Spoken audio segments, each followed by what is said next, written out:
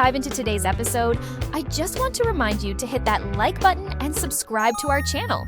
Your support means the world to us. It helps us grow, reach more amazing learners like you, and keep bringing you fresh and fun content every week. So don't forget, like, subscribe, and let's keep this journey going strong.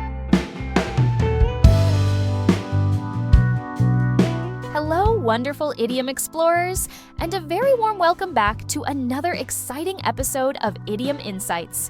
I'm Emma, your enthusiastic guide, and I'm absolutely thrilled to be here with you again, ready to delve into the fascinating nuances of some more common yet incredibly powerful English phrases. It's always a pleasure to share this learning journey with you, our dedicated listeners, as we navigate the colorful and often surprising world of English idioms. And I'm Jack, your co-host and ever-curious word detective, always on the case to help unravel the meanings and perhaps share a chuckle or two as we explore the rich, vibrant landscape of idiomatic English. It's wonderful to be back in the Idiom Insights studio, Emma, and a big, heartfelt hello to all our fantastic listeners joining us from every corner of the globe. Thanks for tuning in for another invigorating dose of idiom discovery. It's always such a joy, Jack, and I feel our listeners' enthusiasm right alongside ours. Today, we've carefully selected 4 incredibly useful and wonderfully vivid idioms that you'll undoubtedly encounter in everyday English conversations, in books, movies, and online. Understanding these particular phrases will not only significantly boost your comprehension of native speakers, but also provide you with more natural, nuanced, and expressive ways to communicate your own thoughts, feelings, and observations. These chosen phrases cover concepts like wasting effort on a lost cause, identifying something that isn't particularly difficult, referring to a local area, and the challenging process of accepting a difficult truth. A truly excellent and wonderfully varied mix today, Emma. These are precisely the kinds of idioms that really add authentic character, color, and depth to any conversation, making your English sound more fluent and engaging. So, without further ado, here are the 4 idioms we'll be thoroughly diving into in this episode of Idiom Insights. First up, we have an idiom for wasting precious time and valuable effort on something that is already finished, settled, or cannot possibly be changed. Beat a dead horse. Secondly, there's a very common phrase used to say that something is not particularly difficult to do or to understand, implying it's quite straightforward. It's not rocket science. Our third idiom for today is a charmingly informal way to refer to a particular area, neighborhood, or locality. Neck of the woods. And finally, we'll explore an expression for a difficult, unwelcome, or unpleasant fact that one must ultimately accept, however reluctantly, hard pill to swallow. Those are all absolutely fantastic, and as you said, Jack, very common idioms. Each one truly paints a very clear mental picture and is used with considerable frequency, so understanding them deeply will be incredibly beneficial for our listeners as they engage in English conversations and encounter these diverse phrases in various forms of media. You might even notice one of these sounds familiar from a recent episode, but we believe it's valuable enough to explore it fresh for any new listeners joining us. And perhaps we can even find a new angle or a different context for it. An excellent point. As always, Emma, repetition, especially with slight variations, can indeed be a fantastic learning tool, helping to cement these phrases in our minds. And before we delve into the fascinating intricacies of our very first idiom, a quick and sincere request from both of us here at Idiom Insights. If you're finding these episodes valuable and enjoyable for your English learning journey, and you appreciate our explorations into the world of idioms, please take just a moment to subscribe or follow our podcast on your preferred listening platform. Yes, indeed. Subscribing is genuinely the best way to ensure you don't miss any of our future idiom adventures and wonderful linguistic discoveries. We've got so much more planned for you. And if you're feeling extra supportive and have a moment to spare, a like or a positive rating on your podcast platform truly helps other English learners discover Idiom Insights and join our growing community. We are so incredibly grateful for your engagement and continued support. It really fuels our passion for creating this show for you. It genuinely makes a massive, tangible difference to us and helps the podcast grow. Thank you all so much for being part of our vibrant community of language learners. Right then, Emma, are you ready to tackle our first idiom? which, as its name suggests, sounds rather pointless and perhaps a bit grim. Let's absolutely do it. Our first idiom for this exciting episode of Idiom Insights is beat a dead horse. Beat a dead horse. This image is quite graphic and frankly rather unpleasant. Why on earth would anyone beat a horse that's already dead? It seems like a complete waste of energy. What does this idiom actually mean, Emma? It is a rather stark and somewhat unsettling image, Jack, and it directly, almost literally, reflects the core meaning of the idiom, to beat a dead horse, or as it's often phrased in British English, flog a dead horse, means to waste precious time and valuable effort arguing about, discussing, or persistently trying to achieve something that is already finished, irrevocably decided, or simply impossible to change. Think about it. A dead horse cannot be made to go any faster, pull a cart, or do anything at all, no matter how much you might beat it. Therefore, continuing to do so is an entirely pointless, unproductive, and futile effort. Ah, I see. So it's all about persisting with something that has absolutely no hope of success or has already been definitively resolved, making any further effort completely and utterly useless, even frustrating to watch. For example, if a significant decision has been made by the management team at work after lengthy deliberation, and a colleague keeps arguing against it, trying to get it changed or reopened for discussion, even though it's abundantly clear the decision is final and unshakable, they are, in effect, beating a dead horse. Precisely. That's a perfect illustration. Or, to offer another common scenario, if a couple has already gone through a painful breakup and one person keeps trying to rehash old arguments, dissect past mistakes, or endlessly analyze what went wrong, perhaps hoping to somehow change the past or rekindle the relationship, they are essentially beating a dead horse. The relationship is over. Further discussion about those past issues, no matter how intense, simply won't alter that fundamental outcome. The idiom strongly implies that the speaker believes the issue is closed, settled, or unchangeable, and continued focus on it is unproductive. It certainly sounds like it's often used to express a degree of frustration or impatience with someone who stubbornly won't accept that a particular situation is over, a decision has been made, or a point is already thoroughly made and understood. It's almost like saying, please move on. There's absolutely no point in continuing this discussion or persisting with this effort. It's leading nowhere. Yes, absolutely. It frequently carries that distinct sense of impatience or even exasperation. It's a very direct way of highlighting the inherent futility of continuing a particular line of action, debate, or discussion. The issue itself is metaphorically dead, so any further effort expended on it is simply wasted energy and time. So, to take another example, if a political debate on television keeps returning to an issue that has already been voted on by the public and subsequently settled by law, perhaps years ago, commentators and viewers alike might say the debaters are just beating a dead horse by repeatedly bringing it up again and again. Exactly. That's another excellent example. The time for effective debate or influence on that specific point is long past. The matter is closed. Okay, I've got a clear picture now. So, to beat a dead horse essentially means to waste valuable time and precious effort on an issue that is already decided, definitively finished, or completely unchangeable. Are you ready to hear Mia and Mark use this rather vivid idiom, Emma? I certainly am. Let's listen in. I wonder what settled issue one of them might be unproductively dwelling on, much to the other's chagrin.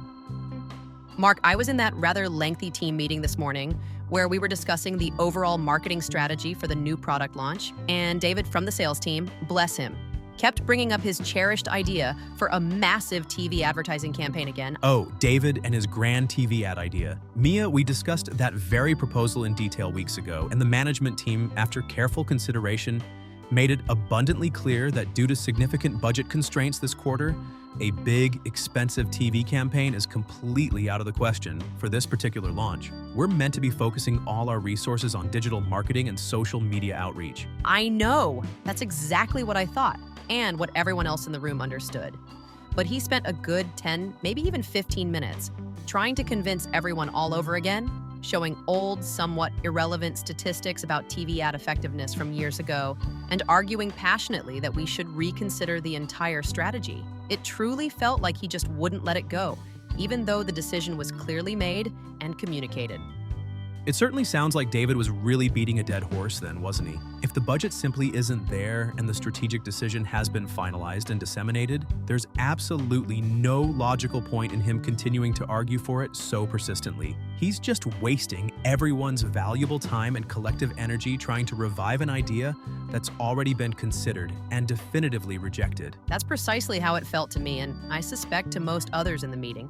We all just sat there trying to be polite and patient, but it was abundantly clear he wasn't going to change anyone's mind at that stage. Sometimes you just have to accept a decision, learn from it if necessary, and move on to the next challenge, not keep beating a dead horse. That was indeed a perfect and very relatable example. Mark very aptly used beating a dead horse to describe David's persistent and ultimately fruitless arguing for a TV ad campaign that had already been definitively rejected due to budgetary constraints, clearly highlighting the futility of David's continued efforts. Exactly so. The idiom perfectly captured the inherent pointlessness of David trying to revive an issue that was already settled, decided, and realistically unchangeable in the current circumstances. It effectively showed his apparent refusal or inability to accept the final decision and redirect his energies. It's a very common and highly descriptive idiom for that particular kind of unproductive, often frustrating persistence. Very useful to know. It truly is. So, the next time you observe someone wasting considerable effort on an issue that's already been resolved or is simply impossible to change, you can remember the idiom, "They're just beating a dead horse." And we'd be genuinely fascinated to hear about a time you felt someone, perhaps even yourself, was beating a dead horse. What was the topic or situation? Do share your experiences with us in the comments section below this episode. We love hearing from you. That's a great idea, Jack. Engaging with our listeners' experiences makes it all the more enriching. Let's move on now to our second idiom in this insightful episode of Idiom Insights. This one is all about simplicity and ease. Our second idiom for you today is, "It's not rocket science." It's not rocket science. This is a very, very common phrase, often used with a subtle, or sometimes not so subtle, hint of impatience or even mild exasperation. What exactly does it mean when someone declares that something is not rocket science, Jack? You're absolutely right about the potential tone, Emma. It can vary. When someone says it's not rocket science, or as an alternative sometimes, it's not brain surgery, which implies a similar level of complexity, they are essentially stating that something is not particularly difficult to do, to understand, or to figure out. Rocket science is, of course, universally recognized as an extremely complex, demanding, and highly specialized field of study requiring immense intellectual capacity. So, by emphatically saying something is not rocket science, you are strongly emphasizing that it is, in fact, quite simple, very straightforward, or relatively easy to grasp. I understand. So it's a common way of downplaying the perceived difficulty of a task, a concept, or a procedure, often implying that almost anyone should be able to do it or understand it without encountering much trouble or requiring specialized skills.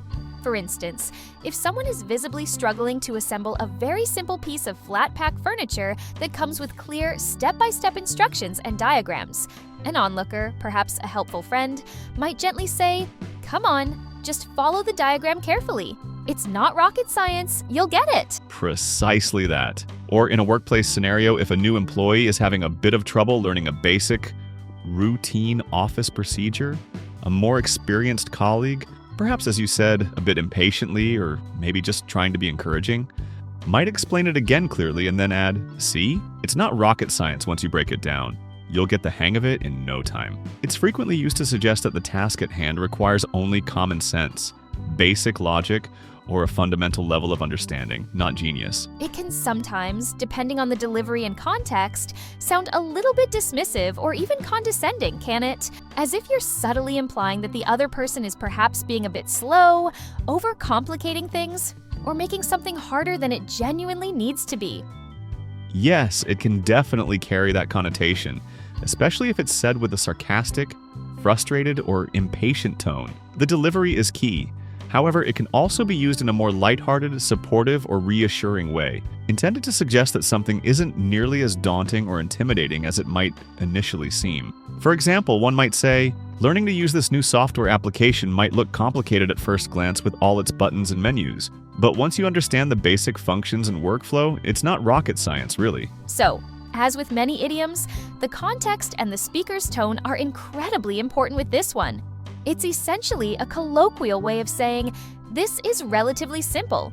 This doesn't require extraordinary intelligence, advanced degrees, or highly specialized knowledge to accomplish. Exactly. It's a very common and effective way to emphasize simplicity or to encourage someone to tackle a task they find challenging. Okay, that's crystal clear.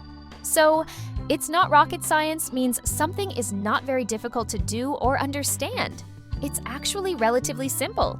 Are you ready to hear Mia and Mark use this popular idiom, Jack? Let's certainly listen in. I wonder what particular task one of them might be finding unnecessarily complicated, or perhaps one is reassuring the other.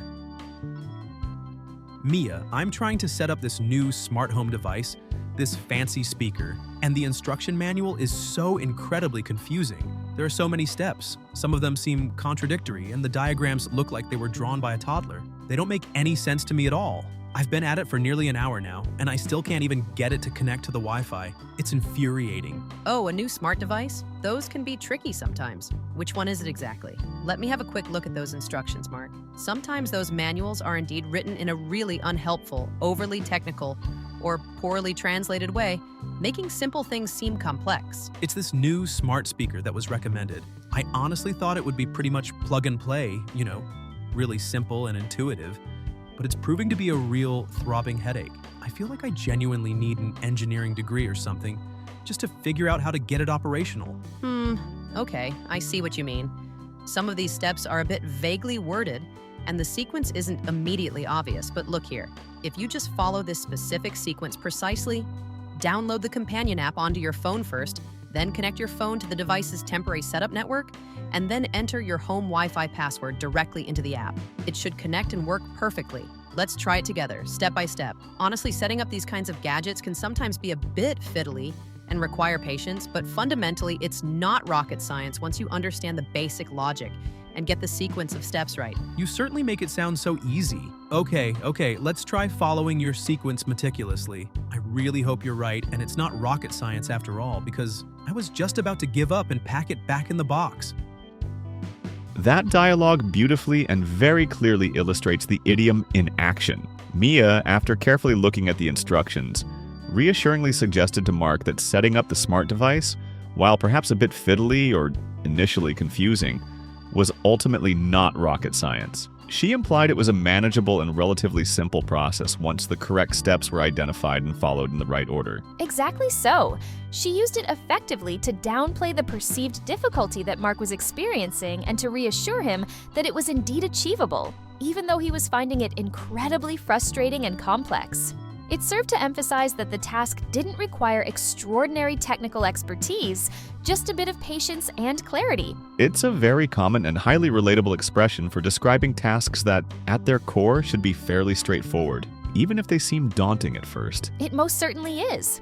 So, the next time you encounter a task or a concept that isn't genuinely very difficult, despite appearances, you might find yourself saying, "Come on, it's not rocket science." And of course, we'd love to hear from our listeners about something you personally think is not rocket science, but perhaps other people often find surprisingly difficult. Or maybe there's something you initially thought was rocket science, but with a little effort, turned out to be quite simple. Do share your interesting examples and stories in the comments section below the episode. That's a wonderful idea, Jack. Always great to get those real-life connections. Let's move on now to our third fascinating idiom in this episode of Idiom Insights. This one is all about location, and as we mentioned earlier, you might have heard it from us before if you're a regular and attentive listener. Indeed. Our third idiom for today, a personal favorite of mine, is neck of the woods. Neck of the woods. As we've actually discussed in a previous episode, Jack, this is such a wonderfully charming, evocative, and informal way to talk about a particular local area or someone's home territory. For any new listeners who might have missed that discussion, Or for those who'd appreciate a refresher, could you please refresh our collective memories on precisely what it means? Absolutely, Emma. It's always a good idea to revisit useful and charming phrases like this one. Your neck of the woods, or someone else's, refers quite simply to their particular local area, their specific neighborhood, their district, or the general region where they live or perhaps come from. It's a very casual, friendly, and almost cozy way of talking about a specific locality. The neck part is thought by some etymologists to originally refer to a narrow strip of land, perhaps a settlement in a clearing or along a river. And woods just signifies a general area or vicinity, not necessarily a literal forest, especially in modern usage. So it's essentially an informal and often more picturesque synonym for phrases like my part of town, my local district, around here, or the area where I'm from. It adds a nice, friendly touch. For example, if you're enthusiastically telling a friend about a delightful new restaurant you've discovered, you might say, "There's a great new Italian place that just opened up in my neck of the woods. We should go sometime." Precisely. That's a perfect everyday example. Or imagine you meet someone new at a social gathering or a party, and through conversation you discover they live quite close to you. You might exclaim with pleasant surprise, "Oh, you live over in that district. So we're practically neighbors. I'm often in your neck of the woods to visit the park there." It immediately creates a sense of shared locality, connection, or at least familiarity with a specific area. It really does have a very warm, familiar, and colloquial feel to it, doesn't it? It's certainly not a formal geographical term you'd find on a map, but rather a more personal and intimate way of referring to one's home turf or a familiar area that one knows well. And interestingly, it can be used just as readily for bustling urban and suburban settings as for more rural environments, even though the word woods might initially suggest a more pastoral origin. That's absolutely right, Emma. People living in the heart of large, sprawling cities will still quite happily refer to their specific neighborhood or district as their neck of the woods. It simply means this particular part of the world that I am familiar with and consider my local area. So, to give another example, if you're planning a visit to another city and you ask a friend who lives there for some insider recommendations on what to see and do, they might respond by saying, "Well, in my neck of the woods, there are some absolutely fantastic independent cafes, a lovely little art gallery, and a beautiful park you should definitely check out if you have the time." Exactly. In that context, they're clearly referring to their own specific local patch, the area they know best and feel a connection to. Okay, that's a wonderful recap. So, your neck of the woods is your particular local area, neighborhood, or region, typically used in an informal, warm, and friendly manner.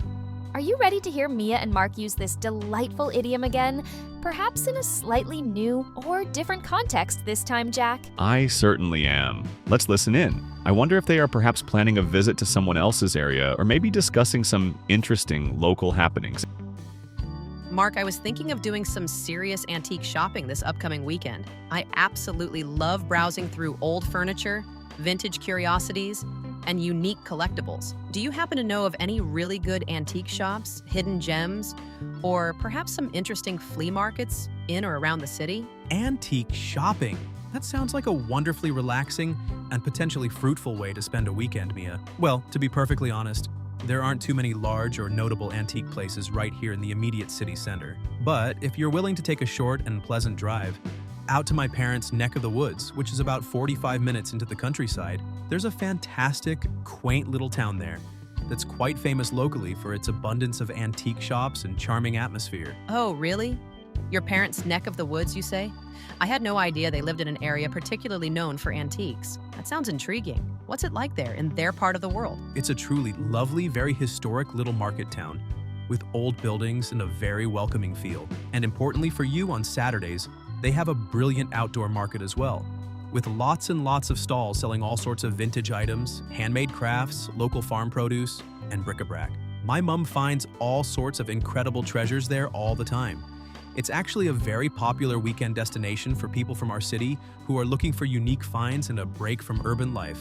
That whole neck of the woods, that entire region, is well known for its charming old-fashioned shops and rural appeal. That sounds absolutely perfect, Mark. Exactly the kind of experience I'm looking for. A little excursion and a trip to your parents' neck of the woods sounds like a fantastic plan for Saturday. Thanks so much for the excellent tip.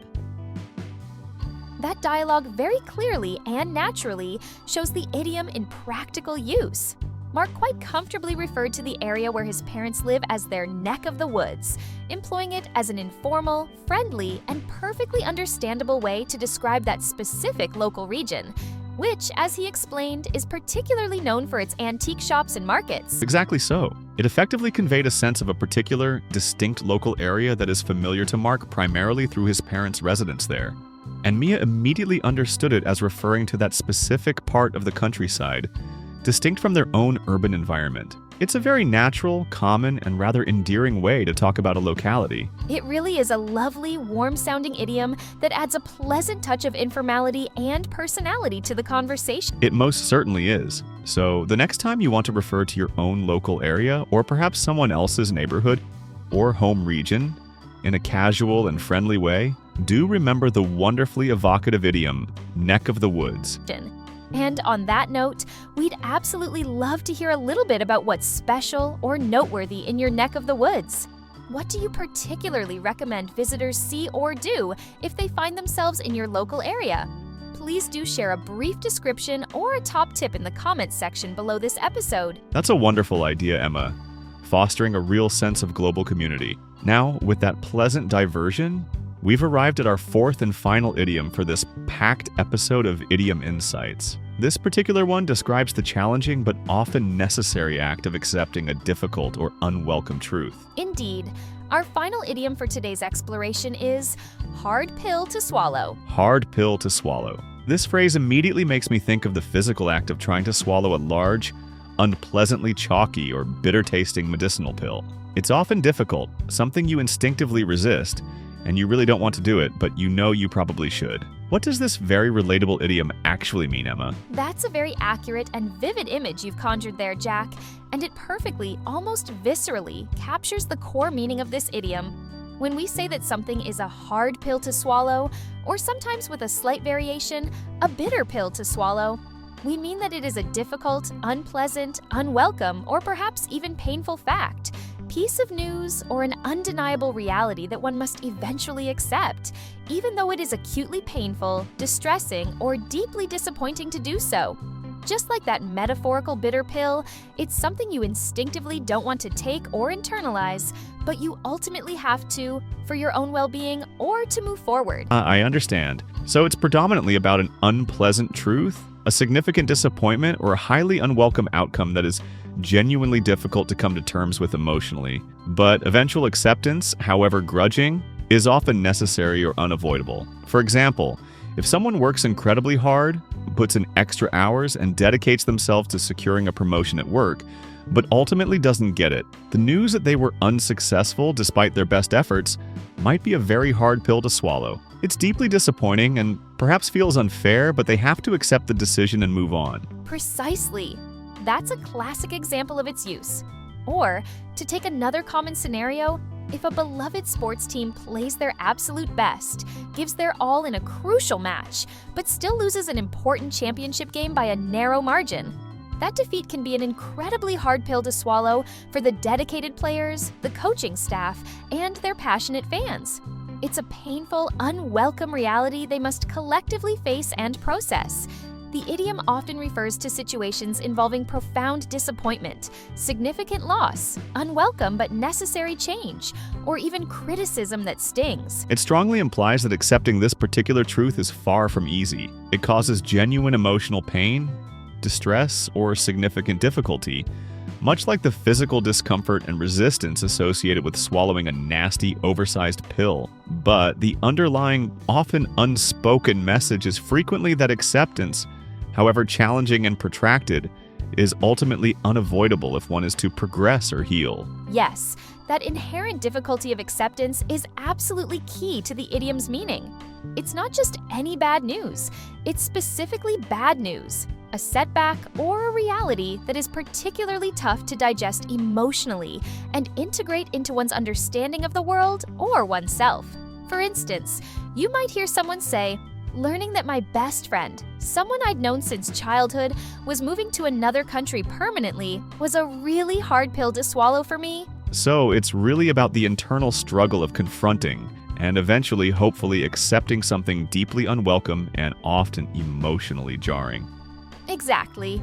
It's that intense struggle with a painful, unpalatable truth that the idiom so effectively conveys. Okay, I think I have a very good grasp of this one. So, a hard pill to swallow signifies a difficult, unpleasant, or unwelcome fact, piece of news or reality that one must, however reluctantly, come to accept. Are you ready to hear Mia and Mark use this rather somber but highly relatable idiom? I am indeed. Let's listen in carefully. I wonder what difficult or unwelcome truth one of them might be currently struggling to accept or come to terms with. Mark, I just had my annual performance review with my manager earlier today, and while most of it was quite positive and encouraging, she did give me some surprisingly critical feedback specifically about my time management skills. She stated quite directly that I need to improve significantly and demonstrably in that particular area if I want to progress. Oh, really? That's tough. Critical feedback, even when it's intended to be constructive and helpful, is never particularly easy to hear, is it? How are you feeling about it all? Honestly, Mark, it was a bit of a shock to the system, I have to admit. I've always prided myself on being pretty well organized and generally thought I manage my time quite effectively. So hearing that I'm actually not meeting expectations in that specific area was, well, it was a really hard pill to swallow. It's genuinely made me question my own self-perception and how I operate. I can completely understand that, Mia. It's always tough to hear criticism, especially when it's about something you genuinely thought you were good at or had under control. But trying to look at it objectively, if your manager took the time to point it out specifically, there's probably at least some element of truth to it, even if it's uncomfortable and difficult to accept right now. You're probably right, Mark. As much as I really don't like hearing it, and part of me wants to dispute it, I know I have to accept the feedback seriously and make a conscious effort to work on it. It's undeniably a hard pill to swallow. Acknowledging that I have this significant weakness I wasn't fully aware of, but simply ignoring it or getting defensive won't help me improve or grow professionally. I guess I need to start looking for some effective time management strategies, or perhaps even a course. That dialogue perfectly and very poignantly illustrates the idiom in context. Mia very clearly described the critical feedback about her time management skills as a hard pill to swallow, meaning it was an unpleasant, unexpected, and difficult truth for her to accept and process, even though she ultimately recognized the underlying need to do so for her own development. Exactly so. The idiom powerfully captured her genuine emotional difficulty in coming to terms with an unwelcome reality concerning her professional performance. It effectively highlighted the painful and challenging nature of the feedback, despite its presumably constructive intent from her manager. It's a very common and deeply relatable idiom for describing that often painful internal struggle to accept difficult, unpalatable truths about ourselves or our circumstances. It most certainly is. So the next time you, or perhaps someone you know, has to face and accept a particularly difficult or unpleasant fact, you'll remember the apt idiom, it's a hard pill to swallow. And as always, we'd be very interested to hear if you, our listeners, have ever had to swallow a particularly hard pill in your own lives. What was the situation, if you feel comfortable sharing, and how did you eventually come to terms with it? Sharing such experiences, even briefly, can be very powerful. Do share your experiences in the comments section below this episode, but only if you feel comfortable doing so, of course. We always genuinely appreciate reading your personal stories and insightful contributions to our discussions. Well, Emma, that brings us to the end of our exploration for today. We've navigated through 4 more really useful, highly descriptive, and wonderfully versatile idioms in this episode of Idiom Insights. We certainly have, Jack. It's been another fascinating journey.